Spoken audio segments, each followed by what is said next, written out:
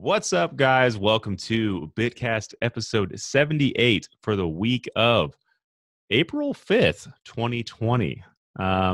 If you're watching this or listening, you might notice there's a slight deterioration in audio quality, but we are podcasting a new way here at BitCast, and I have my tech expert and guru, Landry Smith, on the other line. What's up, dude? Hey, man. Good to see you, Jake. Great How to is see you this? these times of quarantine.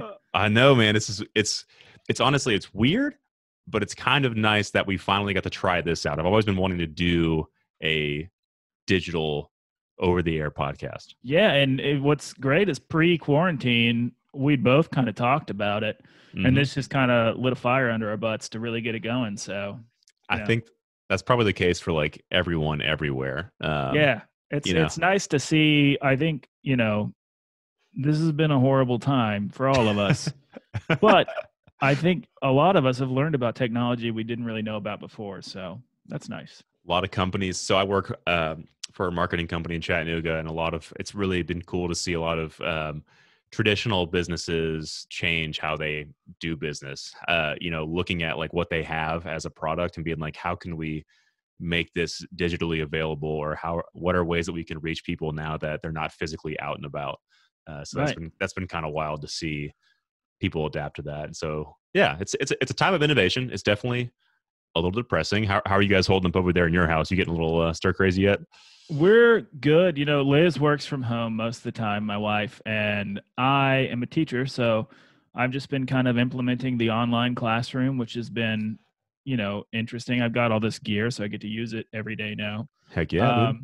I also have a 4-month-old child that I've assumed Liz helps out a lot, but her job's a little more demanding than mine at the moment. So I assume babysitting duties for a lot of the day, and that's been interesting. So that stay-at-home dad, man, you're doing it. But yeah, absolutely. It's been honestly for us, it's been interestingly good. There's a lot of horrible things going on in the world, but we're just so thankful that our situation isn't really, we don't have much to complain about.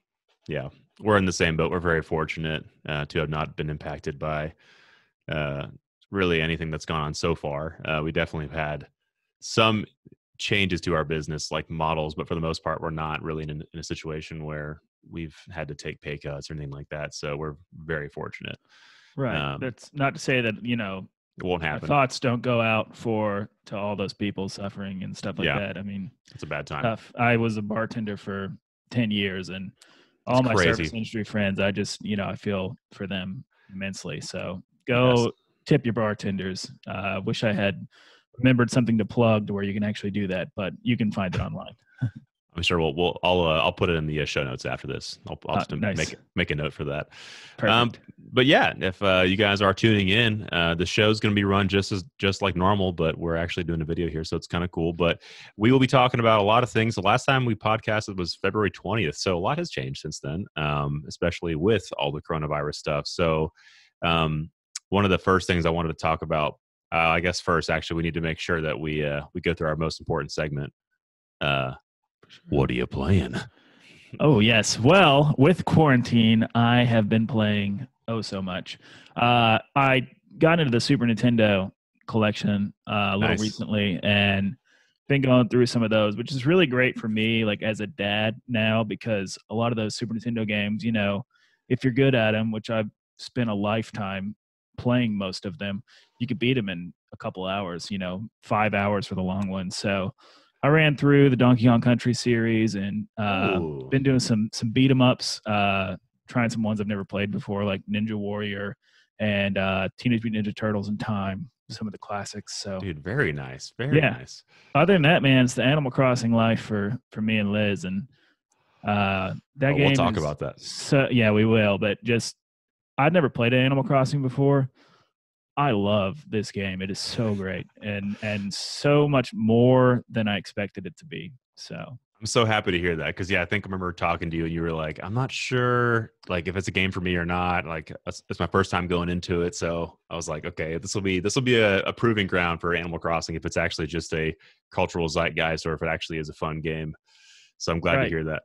Well, it might be a cultural zeitgeist. It might be that this is just the perfect time to play Animal Crossing for everyone in the world. But Have you seen all the have you seen all like the social media accounts, like just people playing? Like it's just it feels like the world's like got Animal Crossing fever because it's the only thing that's like fun to do right now. There's Yeah, just everyone's sitting inside. my Twitter feed is a little skewed. I pretty much follow like sports journalists and video game journalists, but even the sports people are on Animal Crossing, it seems like. So it's definitely a hot topic at the moment, which is really awesome to see. Yeah, it's pretty cool. But yeah, same here. Animal Crossing on my side. But I have picked up Cuphead finally in an effort to beat it. I'm so close. I'm at the devil. I'm at the last boss. That thing is a real pain. Yeah, man, it's great. I mean, I had no complaints other than the fact that it's hard, which is what it's supposed to be. But I was watching a speed run today of it. I don't know if you saw that. I think IGN posted like a 23-minute speed run of the whole game, every single boss. No, I didn't. I saw awesome games done quick like a couple months ago. It's wild, man. Yeah, I need to check that out. Speed runs of that game are insane. It's 23 minutes, but like it was there was the first version before they patched anything, so like they could use this like spam that allowed them to like shoot multiple of like their different they would switch back and forth between their weapons and like just spam like this like bouncer attack and then the boomerang one, and it was just interesting, doing unbelievable amounts of damage, and like the boss wouldn't even like phase into the next section of like their battle because they would die so fast. That's crazy. That sounds awesome to watch. I saw somebody do awesome games done quick, and it was not a patched version, and they ran through the whole thing and on expert mode. And it's just watching somebody beat that game on expert mode without dying at all or getting hit is just so graceful and wonderful to see. So it looks easy. They make it look so easy. That's the dangerous part about speed runs. You're like, oh, I could do that, and then and he's doing like commentary the whole time, and you just know these guys have played it so much that they could probably play it with their eyes shut. Yeah, like oh, this is this section. I know he's going to do this pattern, and I'm going to go here, and I have all these things memorized. Like it's crazy. It's crazy. That game is really just memorization until you beat it. So. But yeah, but playing that a ton of Animal Crossing, and then a little bit of Smash Bros here and there. But that's about it. It's been kind of I don't know if you feel this way or not, but with being quarantined almost, I've been somewhat reluctant to play video games sometimes because my job has me on my computer all day staring at a screen, and then like sometimes I just don't feel like playing games. I'm just like, I don't want to. Like I already feel like I'm cooped up inside, which is like I like to do when I'm playing video games, but because this is my new life, sometimes I don't want to do it. Like I want to go outside and sit on my deck or something like that. I totally understand screen fatigue. Liz and I have been trying to think of innovative things to do that don't involve video games because I've been playing a little too much for sure. But really, the only other things I have to fall back on are like writing, and then we have a child to take care of, so that takes a lot of time as well. That is true. We did just clean out our carport over the weekend and kind of we don't have a deck in our backyard, so we kind of made that a space where we can take some chairs out and chill and enjoy this wonderful Chattanooga weather. So that's nice. Oh dude, it's so nice outside right now, although there's a ton of pollen as well. My car is green right now. It's unbelievable. Mine has a firm and thick coating of pollen because I haven't driven it in 3 weeks. So yep, same here. I haven't had to use it, so it's just sitting there doing nothing. Exactly. Oh, but I'm saving a lot of money on gas. Not just because I'm not driving, but because literally gas, I think right now in Chattanooga is like, I think a gas station there is like $1.15. Yeah, $1.15. So I filled up all my gas tanks for like my lawnmower and everything, and I was like, I'm gonna get this while it's hot. It'll probably go down to like 89 cents by the time all this is over. Who knows? Just like playing the stock market in Animal Crossing, you never know what's gonna happen. Well, cool guys. So I mean, we're on the news docket today. We don't have an exhaustive list of things that we can talk about, but one of the things that we are going to be running through is just kind of what I just mentioned, gaming during quarantine. So I don't know like what your process has looked like so far, but like for me, I was just trying to get an idea of like what you go through and like how you're fitting games into your lifestyle, especially now that you're a dad, like what that kind of looks like. So a lot of it for me right now is 7:30 is when we put them to bed, and at that point now, Liz is into Animal Crossing, so a lot of times I'll hand the Switch over to her, and she'll jam out on that for like an hour, 2 hours, and Nice. then it just depends on the mood and the way the day's going. And sometimes we almost always have like some kind of she dictates the TV usually, so we have like some kind of crappy reality TV show on or something on in the background, and or if not, I'll be reading or I've been going through Marvel Spider-Man on PS4 a It's little so bit, good. just kind of chipping away at it. Yeah, it is. It's really good. I've really enjoyed it. It's probably my favorite PlayStation game I've played in like 2 years. So That's so nice. It's a good time. but that's it for us. I mean, just as parents, it's post 7:30. We have a few hours to do what we want to do, and sometimes that looks like watching a movie. Sometimes it looks like playing some video games. So Nice. Yeah, I think mine's very similar beyond the part that it's like 7:30 for us. Like it's like either like early in the morning before work starts. So I'll get up, I'll check my town on Animal Crossing, just see what's going on for the day, just go get all the fossils really quick, turn them into blathers, and then boom, work starts. If I want to, I'll jump on at lunchtime, usually around like noon. And then at the end of the day, if we're not, like same thing, like Hannah usually is the one that's picking like what we're watching in the afternoon. So we'll cook or we'll have something else we're going to be doing in the afternoon. But a lot of the times, it's really weird. But like Animal Crossing kind of has like fit to my schedule of, like, okay, I got to check in the morning. Okay, it's later in the night now. I got to go see if there's any new bugs out. I got to go catch really quick. And then like maybe late night, see if anybody new comes out past 9. Cause I think like after 9, between 9 and like 5 a.m. or something like that, I think Flick or one of the characters is out that is only out during the nighttime or something like that. So I I'll almost never play during those times. So I've never caught like a shooting star or anything. mm-hmm. I'm usually on at like 8:30 to like 9. But I also sometimes like sorry I'll take a nap at like 10 a.m. and sometimes I'll like do exactly what you just said. Like I'll run through and finish my Nook Miles Plus program, whatever that it dictates, Yeah. because that's kind of I've never played Animal Crossing. I don't really know how to play it. So that's kind of been my guiding light. Like, oh, catch 3 fossils and turn them into blathers today. I'm going to do that. I'm going to do everything on that Nook Miles thing. And then that takes like 15, 20 minutes. And it is the perfect game in a sense for, a work at home schedule in that it seems like you can go on there and play for 20 minutes and it feels like you get a lot accomplished. Mm-hmm. If you go in with a set agenda and then, you can tap back in a little later in the night and then, there's a whole new set of goals to do at nighttime. So Time flies when you're playing Animal Crossing. true. But that'll be like one of our like late discussions. I do want to talk more in depth with you a little bit later in the show, just about like our general Animal Crossing thoughts and how we feel about this one. And I've played the previous ones, so we can kind of have a comparison there and just talk about that. Cool. But real quick, I wanted to talk again more about because this is what our life is right now, but like coronavirus and how that's actually impacted video games. So this is actually from ESPN, but they posted an article called "How Coronavirus is Affecting Esports and Gaming Events." I'm going to see if I can share this, and we'll see if it works. I don't even know how to. I should have tested this before. I don't know if I can do this or not. I don't want to mess it up. I might just leave it alone. I think it's worth a shot. You think so? Yeah. Well, I can share my desktop, but it's going to pull everything in. And Okay. I don't know if you want that or not. Well, as long as I can see it, because I'll be honest, this is a curveball for me. I've not read this article, so. Actually, it's saying that I have to quit out of the recording to be able to enable any sort of sharing. So I'm just going to read it. About it. I'm just going to read it to you guys. So the idea is like coronavirus, when you think about it affecting public events, that it makes sense.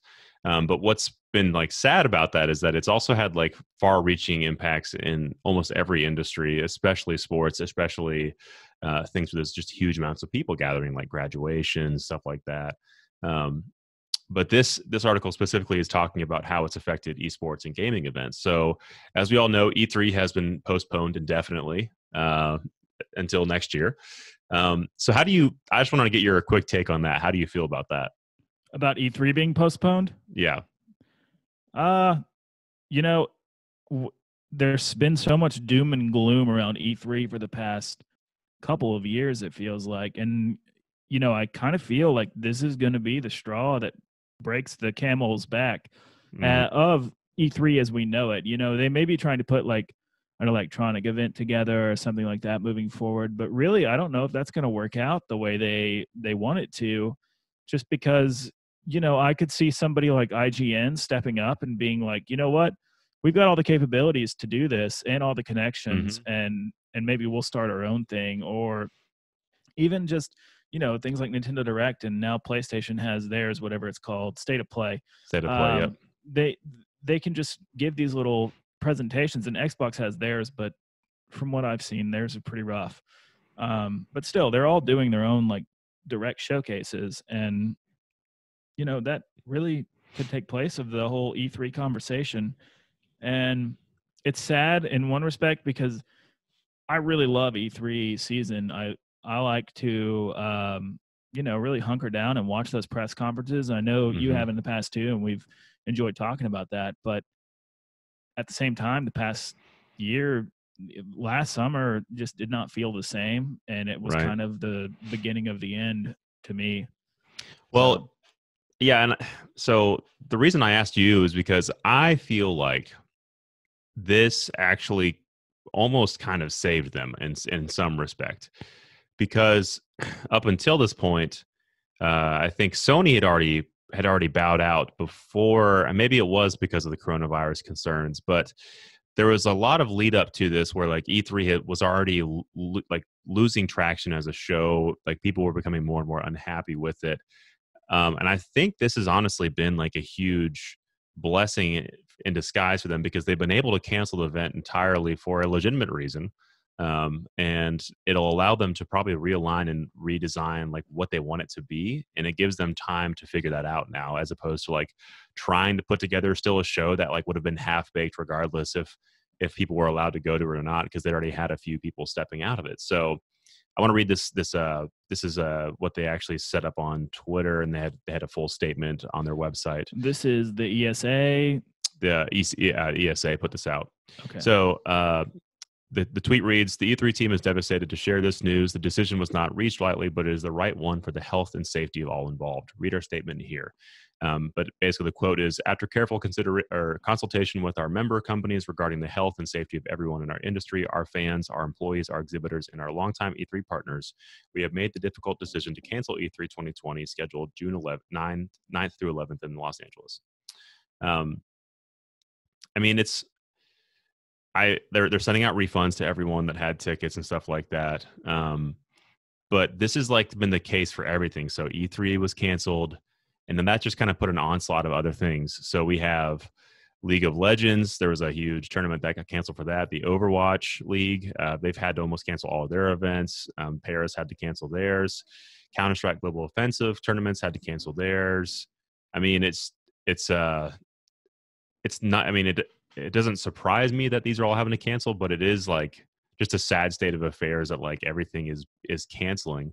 However, what is encouraging is that if you look at a trend line for just increases in searches on Google in the past couple of months, at least the past month, video games have seen a pretty significant increase in interest in the past couple of months, probably because people are at home just kind of figuring out what to do with themselves. And video games honestly are one of the best ways to pass time when you're cooped up inside. So it's both a great time for video games, but a terrible time for competitive video games and like trying to showcase that stuff online.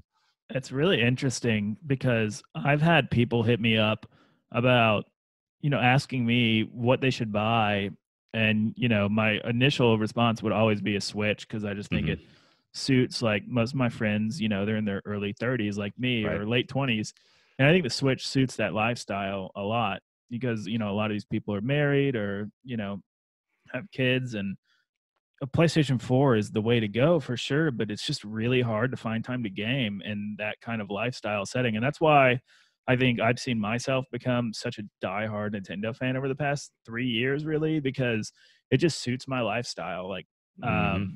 but now Switches, you can't find them anywhere, man. Like, I and they're know, it's like crazy. $500 online and stuff. So there's definitely a demand for video games right now. But as far as the E3 thing goes, I think you're right in that this does give them an opportunity to rethink what are they going to do with this brand, really? Because I think anybody who's ever played video games seriously for any amount of time between, 2000, I want to say it's like mid 2000s to the present day, you know what E3 is, and you understand that, hey, in the summertime, we're going to get a slew of announcements, not just for that holiday season, but for the years to come. And, Mm-hmm. something to get really hype about. And,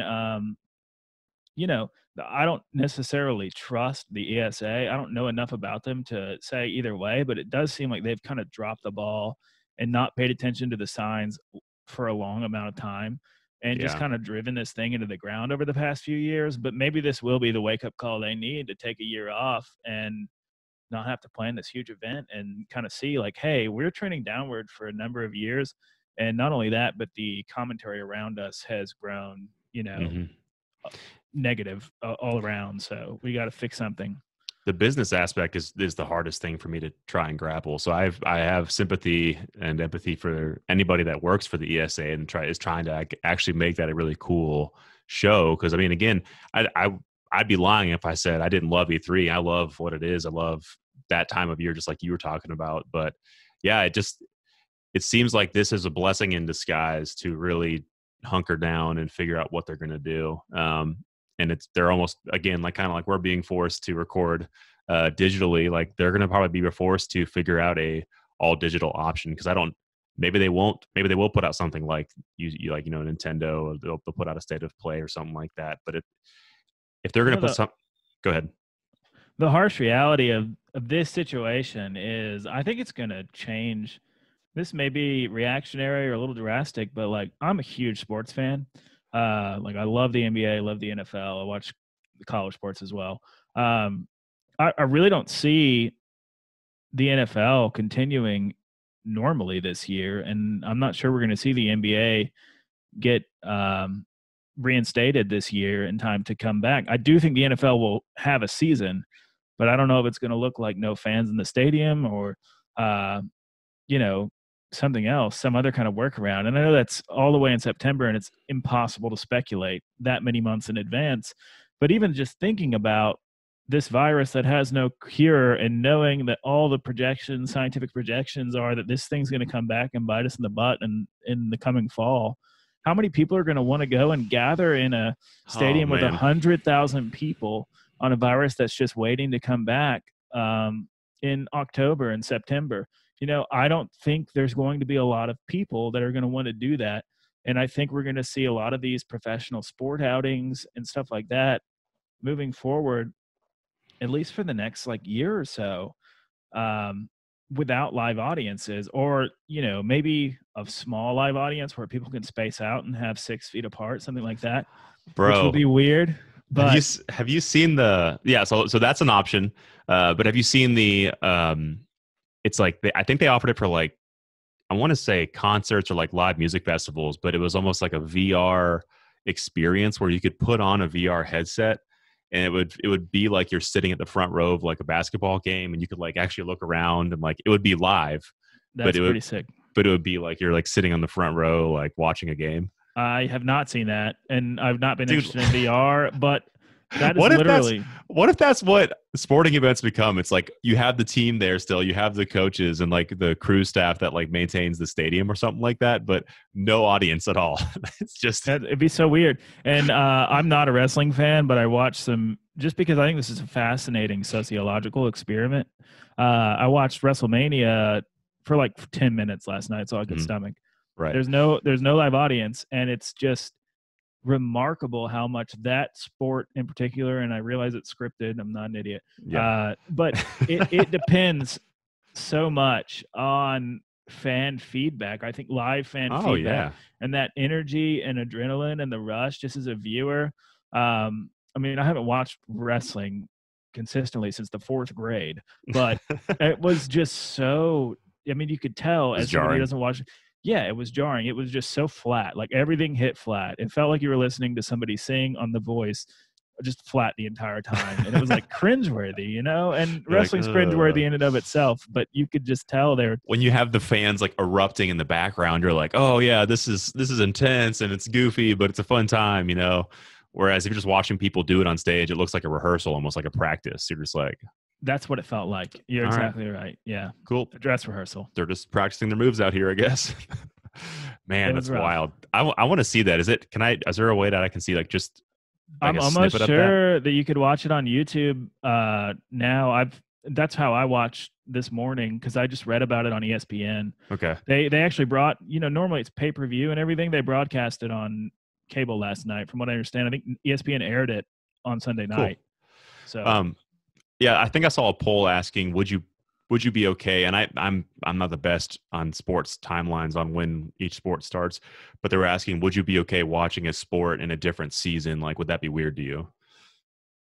I'm down for anything, man. We're quarantined. Give me something competitive. I love that stuff. So because football plays, they start in the fall. Yeah, right? September. First week of September is usually the NFL season. Like first week of September, last week of August, college.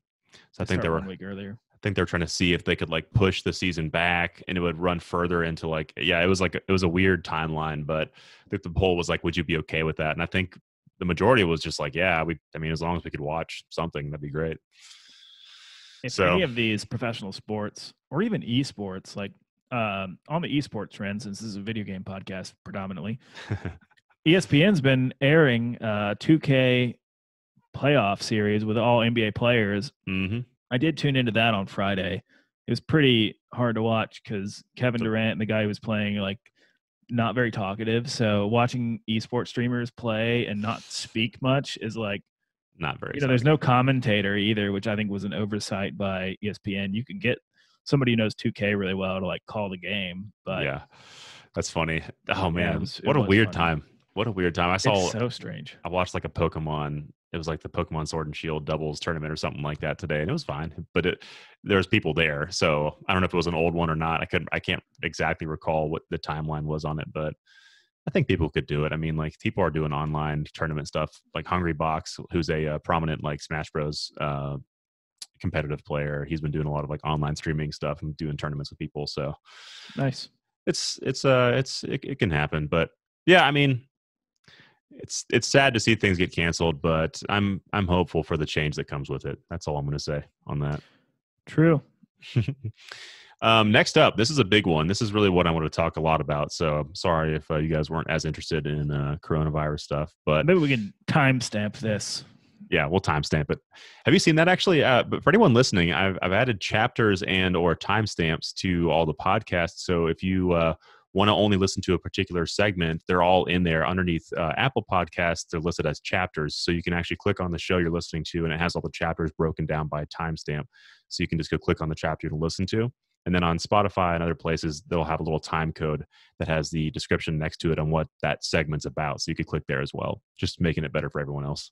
That's awesome. Yeah. I'm glad you did that. I've thought about that just listening to some of your podcasts before, where y'all talk about like Xbox stuff. I'm like, dude, I want to skip this. I'm just kidding. I'm gonna get out of here. I really do like Xbox. Hey, speaking of Xbox, Matt Intamin, he just sent me a picture. He said, he's like, you forced me to do this, Nintendo. And I think it's he said, you leave me no choice, Nintendo. And it's a screenshot of him playing he's playing Banjo-Kazooie. Oh my gosh, dude. On his laptop with like an Xbox controller. Oh man. And Phil Spencer just did a really fascinating interview with IGN Unlocked on Ryan what's his name? Do you remember Ryan McCaffrey's podcast? And yeah. Spencer basically, this is like the head of Xbox, basically said like, we want to keep our Xbox brands, and we're tired of like the customer confusion about like the crossover between Nintendo, platforms. Yeah. And I'm like, wait, please, no Rare Replay. That's the only thing that you really needed to put on Nintendo devices. I get Ori and the Blind Forest and Ori and the Will of the Wisp and Cuphead. That's amazing. I have everything they've published on Nintendo and I played them all to death. But Rare Replay is a no-brainer. Yeah, so that quote's I need to look that up later. That quote's confusing to me because they've already put stuff on Nintendo, and it seems like it's been successful for them. But is he saying that it hasn't been, or that it's been confusing for I think people? it's been successful. I think he's tired of getting crap from fans because it seems like there's always a question.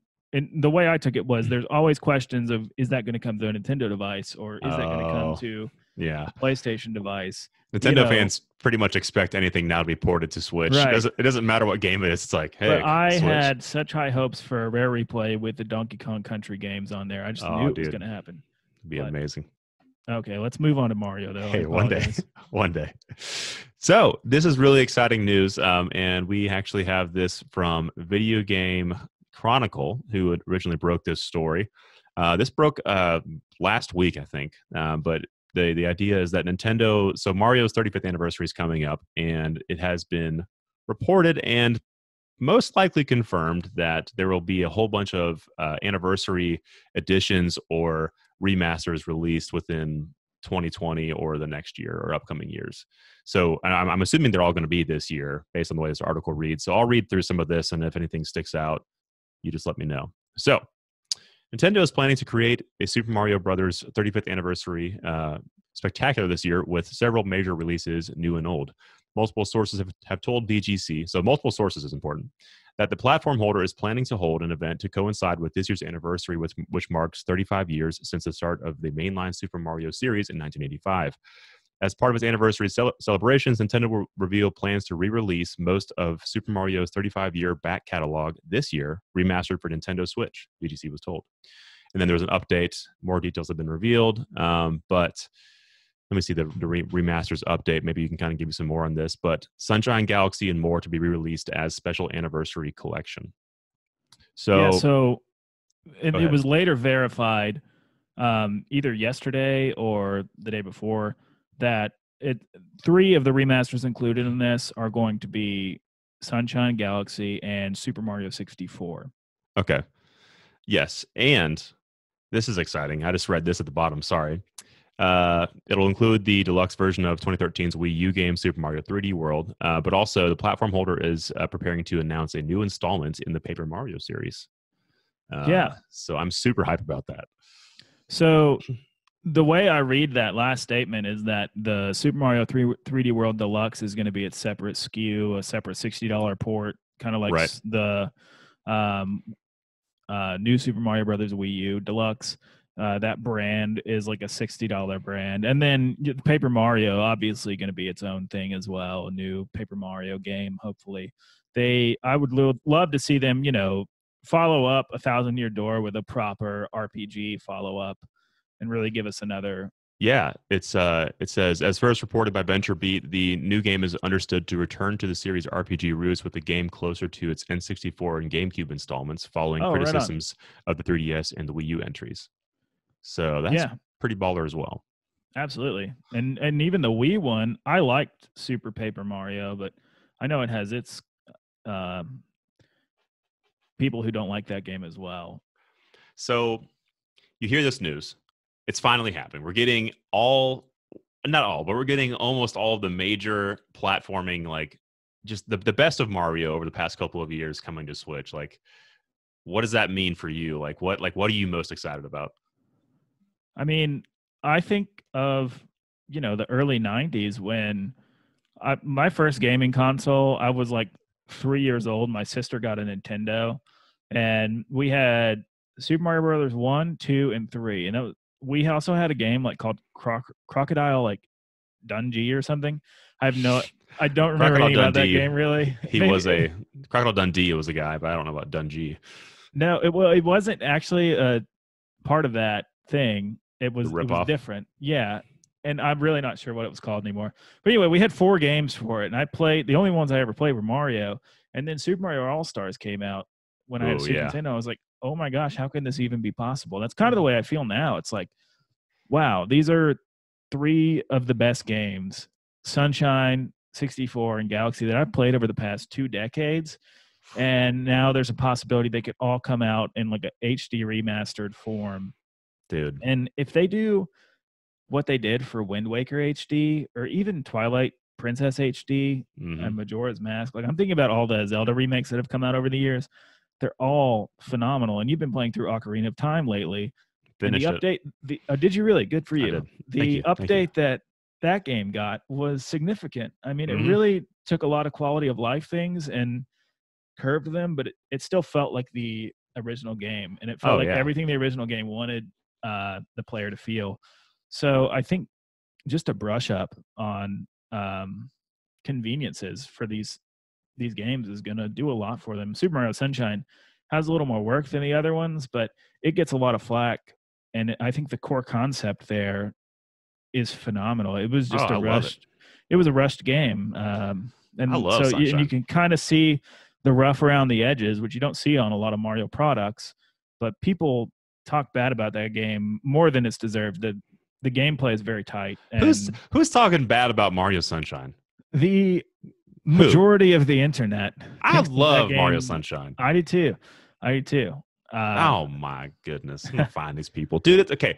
The only thing I'm worried about is that it was designed for a GameCube controller, so the R2, I guess, or we'll just call them RNL inputs on the GameCube controller. Controls. Yeah. They have that half point. They have the half point button, and then they have the full press, which are two different buttons essentially in Mario Sunshine, where like you could hold it down halfway and it would sputter out just like a ton of liquid, but it wouldn't be like a concentrated stream. Or you could push down all the way and it would be the full like stream coming out of FLUDD. It definitely had some significant gameplay repercussions with FLUDD. And also Galaxy is going to have some workarounds as well with the pointer controls. Yeah. And star bits. Yeah, the star bits are really, I think, the most important, because I mean the waggle things, you can map that to a button without thinking about it. But pointing at the screen, which they can do, I don't remember ever having to use it that much in the game, though. I know you could like shoot at the ground and like it would make things pop up out of the ground, but I don't know if I ever remember using it like so much that I needed it to. From what I remember, collecting star bits was the big thing, and I think if you're going to build the game from the ground up again, then you can just rework star bits. If you're not, then you could have some kind of like magnetic power for Mario to where he just kind of sucks them all up if you get close enough. Yeah, I don't know. I mean, if you think about it for like 5 minutes, you can come up with some stupid solution. So I'm sure these guys at Nintendo are freaking geniuses. They'll figure it out. So. Well, and we have the GameCube adapter for the Switch that for at least right now for Smash Bros. So I'm wondering if they're going to be like, for this remaster collection, here's a prepackaged GameCube controller and adapter that'll let you play Mario Sunshine. Cool. I don't know if they're going to do that or not, but that seems to like make the most sense, because I don't know if they really could map like FLUDD controls to the R2 and L2 buttons on the Switch. It sounds like they'd have to redesign the mechanic all the way through, which I don't think you'd lose a lot. You would lose something, and maybe it will be that like we're going to get some really cool ports, and the purist will have to go to the original hardware to play the best version of Super Mario Sunshine and Super Mario Galaxy. But I just think that I've never been like a true purist. I love old games. I play the crap out of them, but sometimes I prefer to play like emulation over hooking up a Super Nintendo to a CRT and going around it that way, because those sacrifices you have to make aren't worth it for me. Right. To have a huge collection of cartridges.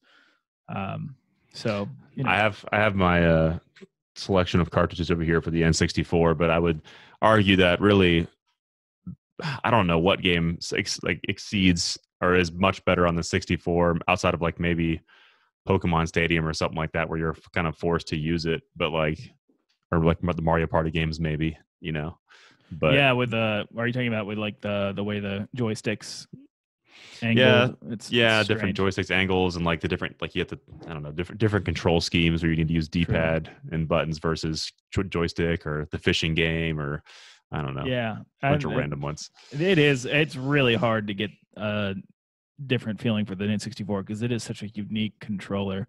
Mm-hmm. That's Nintendo's thing, I guess, really. If you think about every controller after the Super Nintendo, it's like, oh, wow, that is shockingly normal. Different than everything else.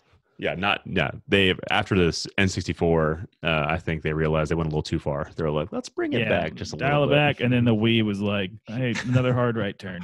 All right, you're not going to have anything like this. You're going to be having what are they? Nunchuck? Is that what it was? Yeah. Yeah, nunchuck. The old nunchuck controller.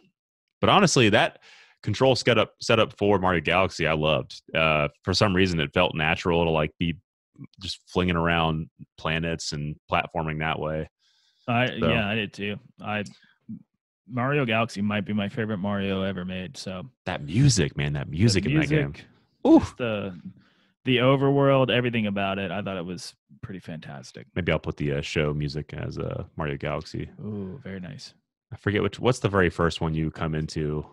It's like the B level, I think, or it's the Gusty Garden Galaxy or something like that. That might be it. I wouldn't know off the top of my head. I haven't had a Wii in way too long. I know the tune. I just have to remember what it is. I do too.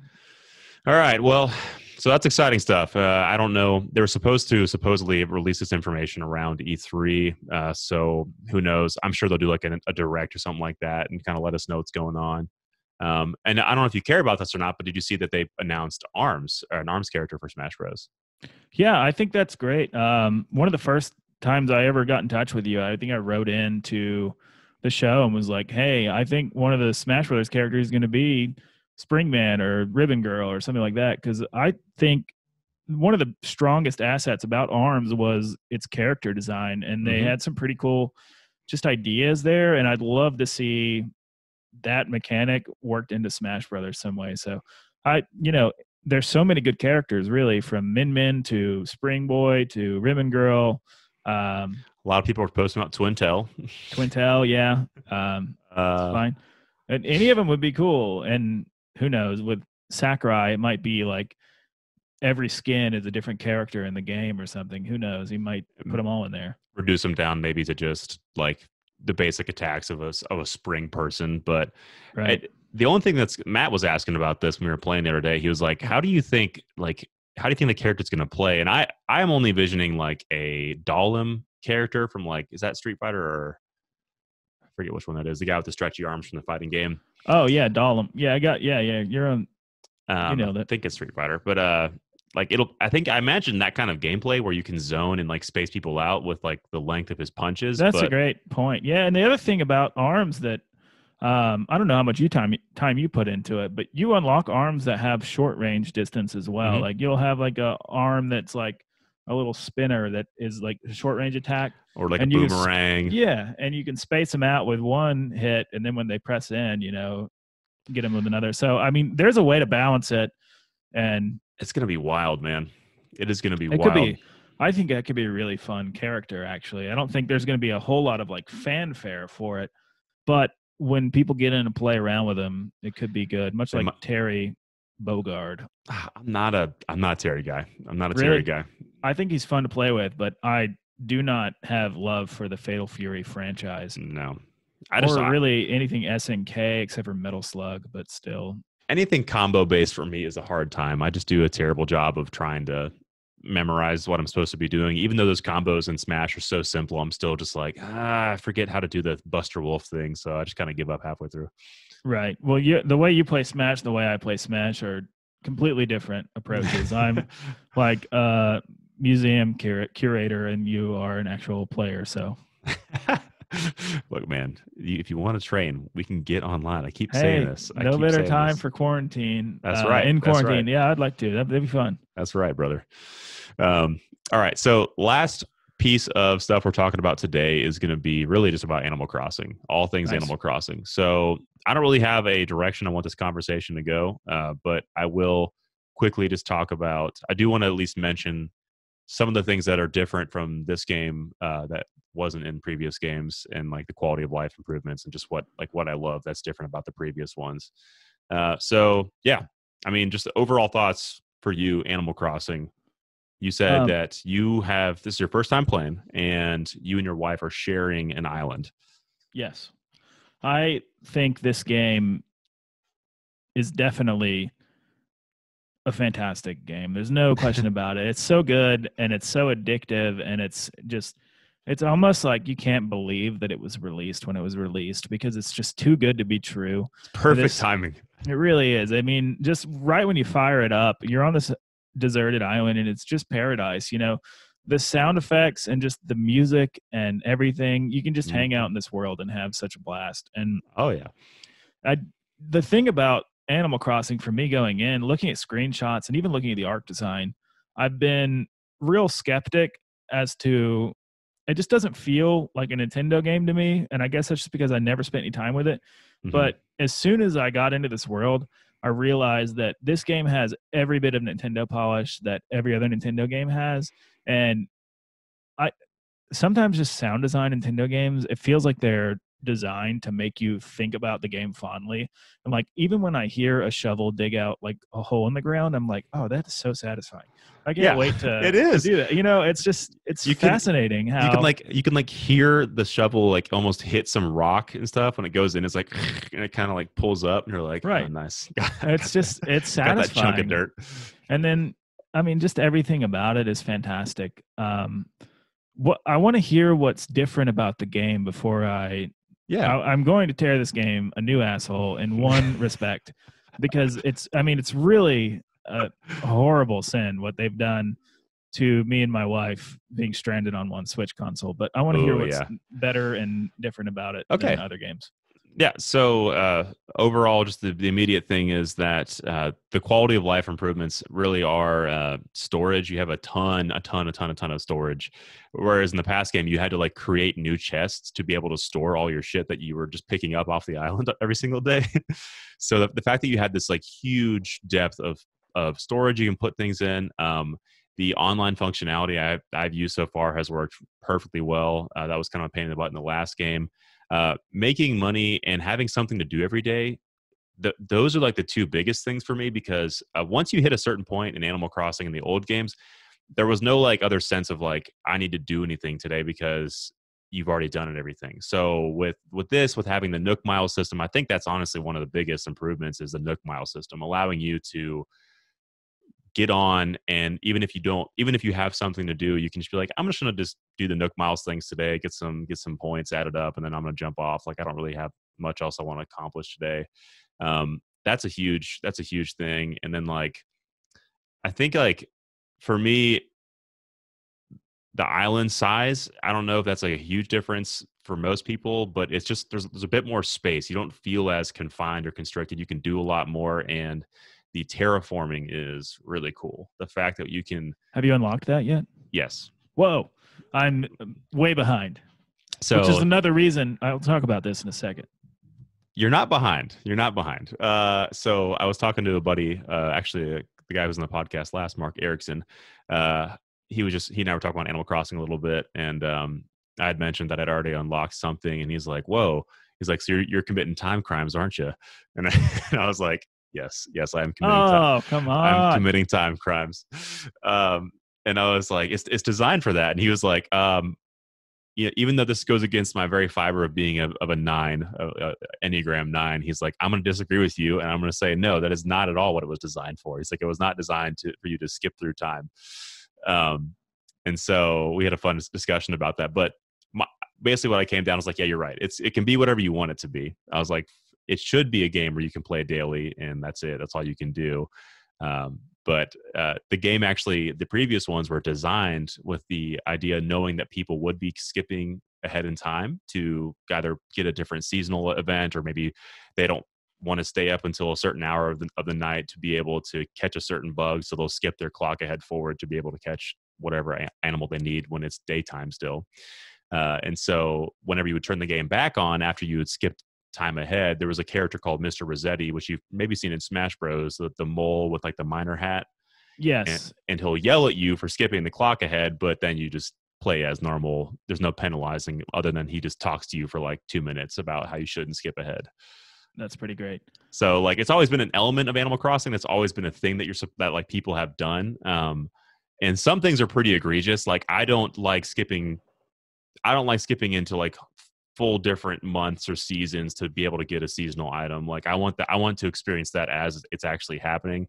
I use the time stuff to more or less speed up processes for getting my inclines the same day, getting like pieces of the buildings moved around, or like, like when they're doing construction on certain things, I just sped that up by like skipping the clock ahead one day.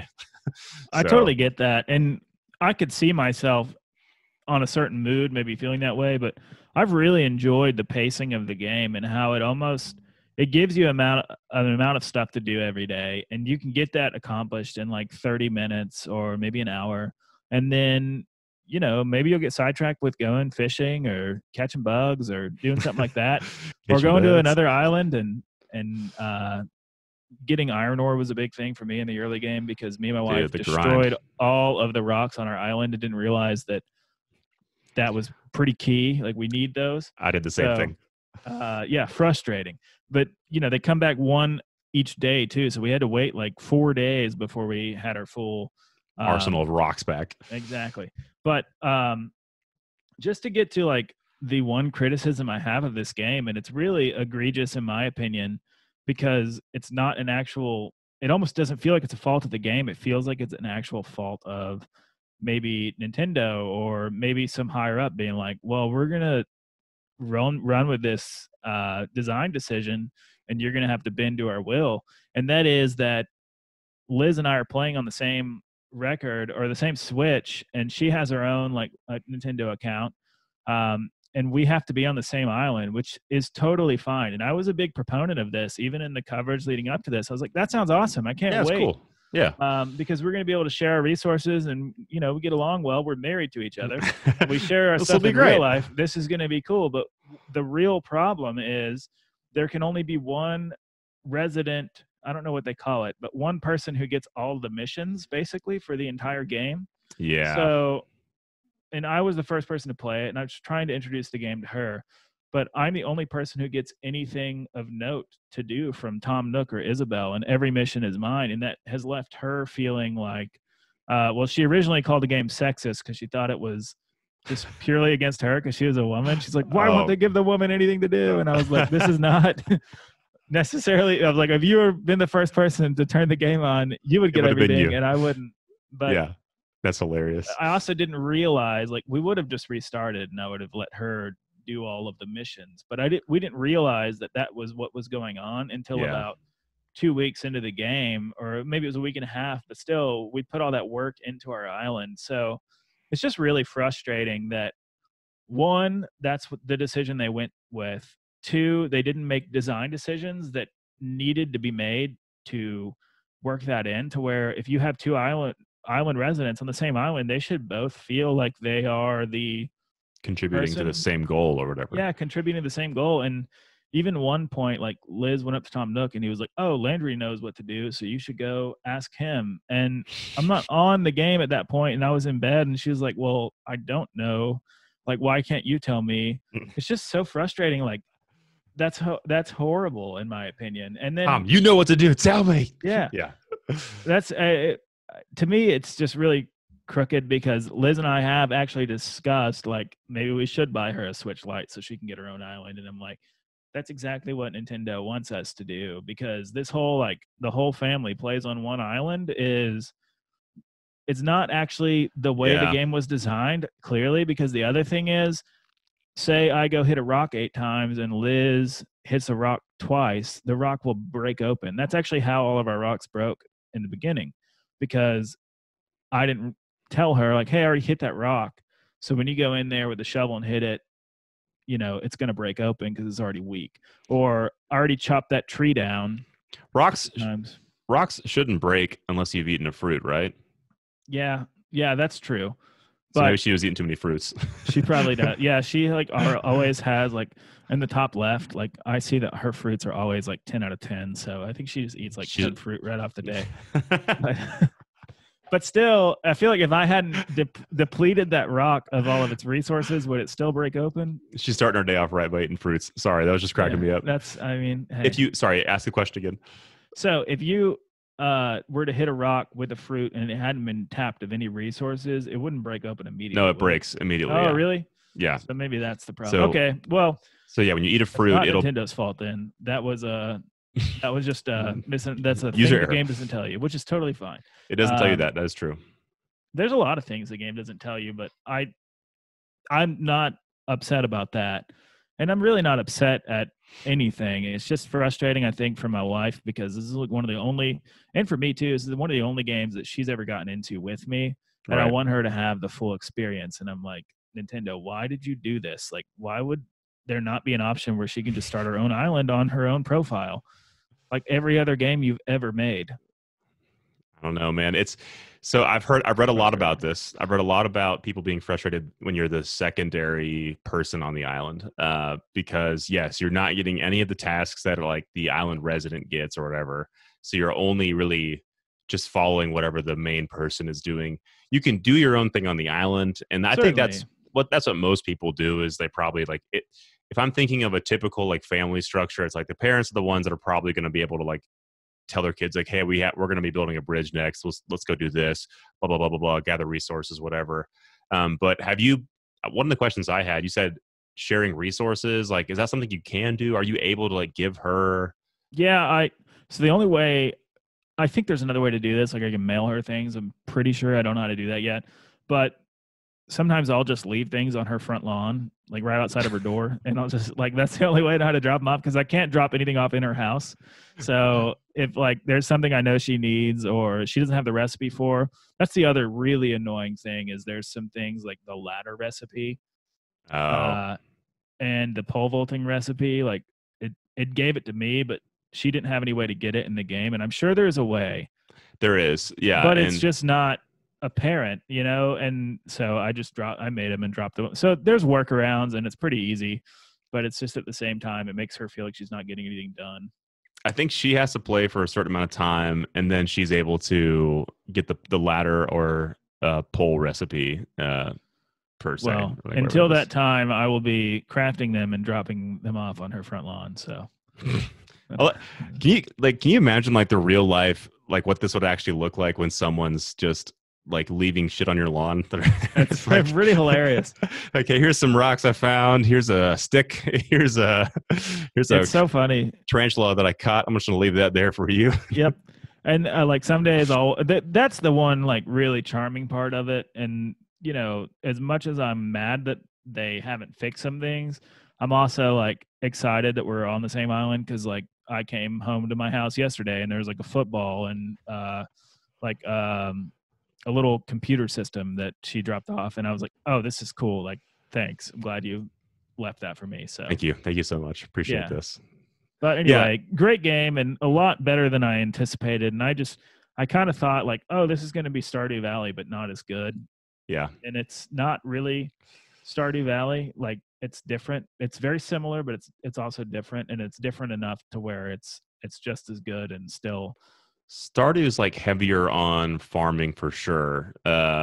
And just time management is a big part of Stardew Valley, and because it's just one so day. much relaxing. Yeah, you really want to like figure out how to make the most of every day and make sure you're putting every minute into the right thing in Stardew Valley. And then with Animal Crossing, it's just so chill.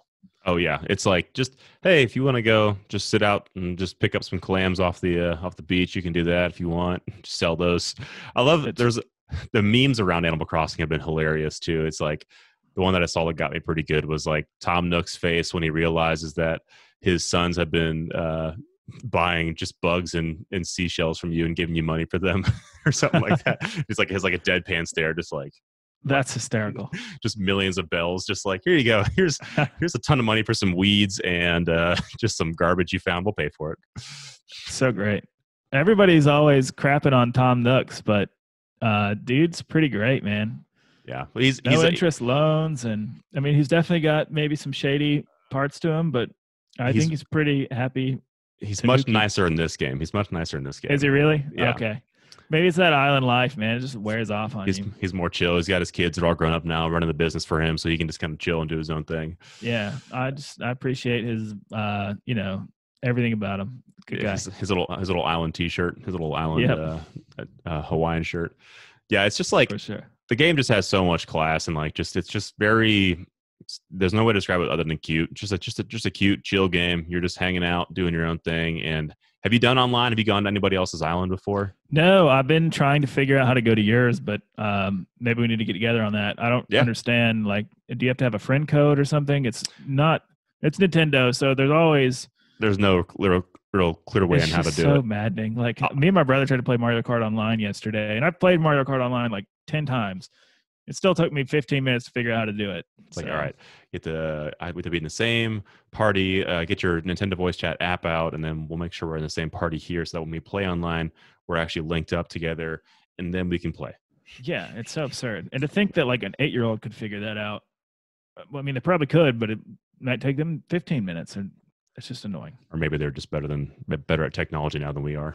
We're the old people. I got a few 6th graders, and I don't know if that's true, but but no, yeah, we can actually jump on after this if you want to. I can show you quickly how to jump into an island.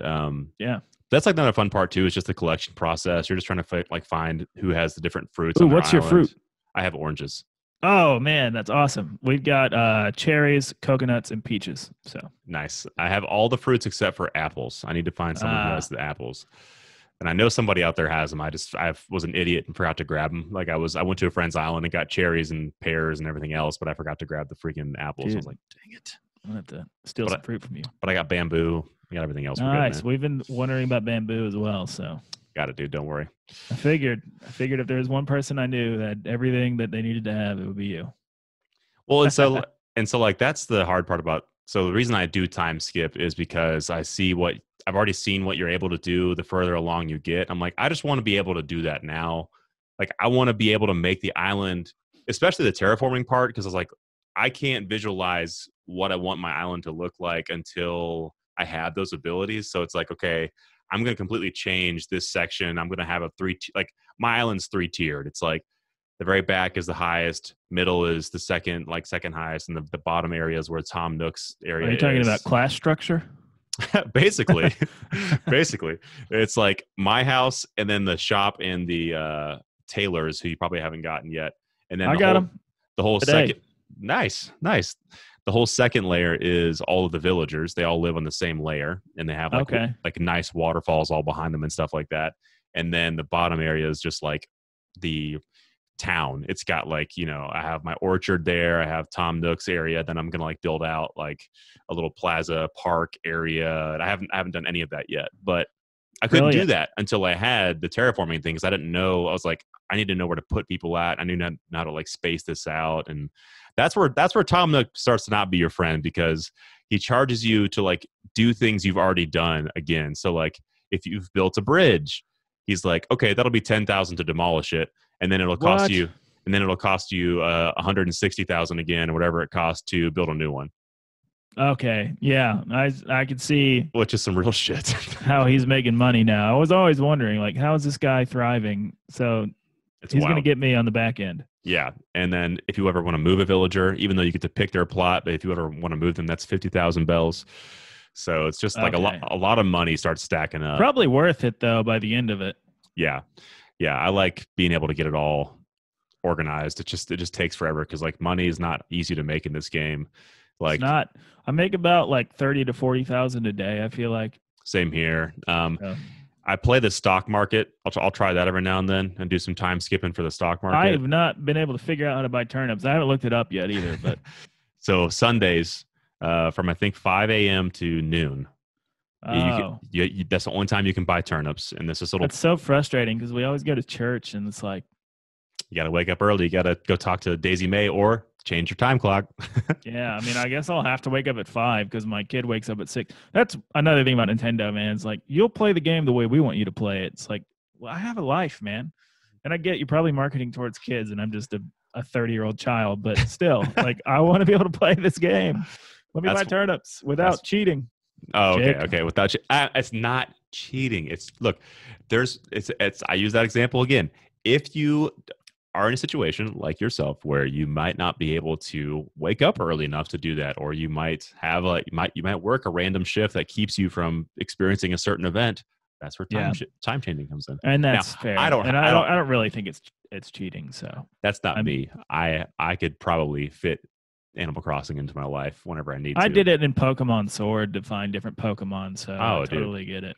I did that too to do the EXP glitch and the Watts farming thing. Yeah, I didn't do that, but for some Pokemon you have to catch at like night or something like that. Then I did it for that. So Sword and Shield, we got to talk about that a little bit later. We're not talking about this podcast, but I really enjoyed that. I did too. I mean, I don't think it's like an amazing game, but I'd give it like a very fun 7 out of 10. Yeah, it was pleasant. It was nice. Like I wasn't particularly attached to any of the characters. I was like, I liked Hop. I liked, I was just like, this is cool. Perfectly A to B story. It got you where you needed to go, and the end game I thought was a blast. So. Yeah, and I loved the forest area. I forget what it's called right now. The glowing forest. Yes, with that was the amazing. Mushrooms. I was like, this is great. The music was great. The music was so good. That was really cool. I completely agree. Yeah, I was like, this is like this is probably one of the best like music and design I've seen in a Pokemon so far. I was like, this is great. Like this is I feel like Nintendo really kind of had some more hands on this, and they put some effort into this. So yeah, that game is a little disjointed because I feel like some of it really shines and some of it, even the low parts don't sink too low, but they're just like, oh, this is Pokemon, and it feels like Pokemon on the 3DS. And then there's some areas where it's like, okay, Switch version. This is a Switch version, and the Switch version where I realized I was like, yes, this is the forest area. This is cool. I like this, and the battles, like the battle scenes, were always fun, like with the gym battles. Yeah, I didn't really care much about Dynamaxing. That was not for me. I was like, yeah, okay. Me neither. And I mean, I put like a lot of hours into that game, and I'm still not even sure. It's like I guess some can and some can't, but I just didn't even care to find out. Yeah, all my Pokemon I think Dynamaxed, so I was like, whatever. I was like, I got Dynamax Pokemon, I guess. Nice. Well, I think there's a Gigantamax and a Dynamax. That's the difference. That might be it. That's the difference. Yeah, mine only did Dynamax. Anyway, we're not talking about Pokemon, so we shouldn't do 5 minutes on Pokemon. Yeah, probably not. But I'll put a little timestamp on there if you want to talk about Pokemon. Perfect. There we go. That's you guys good. Can hear it. Good combo. But that's it, man. Yeah, I mean, it's been a wild ride. I do feel like Animal Crossing came out at a great time, and it's been fun to just have a relaxing game that isn't like high strung. Like Hannah and I have been specifically avoiding movies and TV shows that have been like more dark because it already kind of is like. It's not like super dark. Like I'm not gonna. Yeah.